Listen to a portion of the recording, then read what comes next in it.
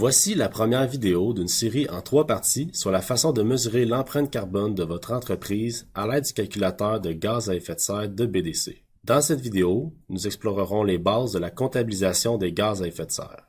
Dans la deuxième vidéo, nous aborderons la façon de vous préparer à mesurer l'empreinte carbone de votre entreprise à l'aide du calculateur et finalement, dans la vidéo 3, nous vous montrerons comment utiliser le calculateur. Les gaz à effet de serre, ou GES, sont naturellement présents dans l'atmosphère et sont essentiels à la régulation de la température vivable de la Terre. Cependant, l'activité humaine a entraîné des émissions excessives de certains types de GES. Parmi les 7 GES les plus courants, les émissions de dioxyde de carbone ont actuellement le plus grand impact sur le climat et l'environnement. Les 7 GES les plus courants sont présentés ici. Chaque gaz à effet de serre a un impact différent sur le réchauffement climatique.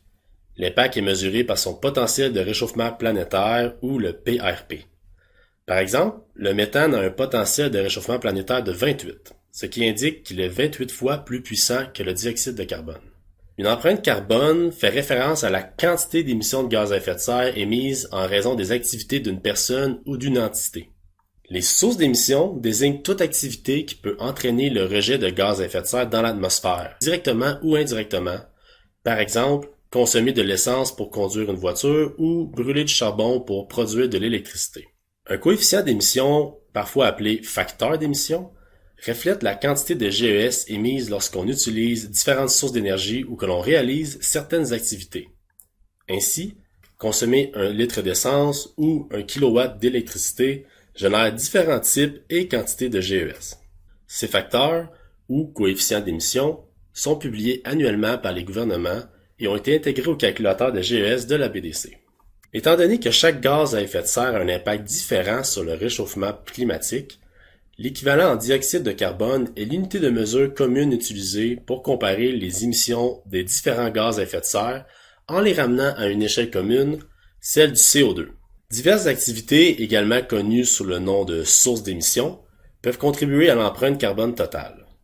La norme de comptabilisation des GES du protocole des gaz à effet de serre, soit le Greenhouse Gas Protocol, est une norme reconnue à l'échelle internationale pour la mesure des émissions. Le protocole a classé les émissions en 3 catégories. Portée 1. Ce sont les émissions qui peuvent provenir soit de sources fixes, par exemple des équipements ou des chariots élévateurs, soit de sources mobiles telles que des véhicules particuliers ou des camions appartenant à l'entreprise, ainsi que de réfrigérants utilisés dans les systèmes de climatisation ou de réfrigérateurs de cuisine, par exemple. Portée 2. Ce sont les émissions qui proviennent de l'électricité, de la vapeur, du chauffage ou de la climatisation achetées par votre organisation, mais produits ailleurs. Par exemple, électricité, l'énergie qui alimente les machines, l'éclairage, les plaintes de chauffage électrique, la recharge des véhicules électriques et certains systèmes de chauffage et de refroidissement. Vapeur. Elle sert notamment aux procédés industriels pour le travail mécanique, à produire de la chaleur ou encore comme moyen de traitement. Chauffage et refroidissement.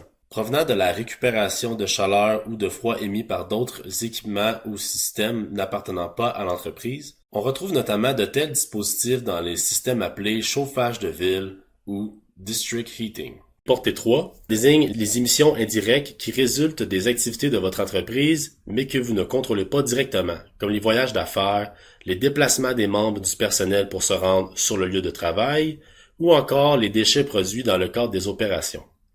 Ces émissions ne sont pas directement contrôlées ou produites par l'entreprise. Quand vous mesurez votre empreinte carbone, conformément au protocole des gaz à effet de serre, les émissions de portée 1 et 2 doivent être calculées, tandis que celles de la portée 3 sont considérées comme facultatives, bien que recommandées. À l'heure actuelle, le calculateur de GES de BDC permet de calculer uniquement les émissions des portées 1 et 2 afin d'aider les utilisatrices et utilisateurs à faire un premier pas en commençant par calculer et réduire les sources d'émissions sur lesquelles les entreprises ont généralement le plus de contrôle.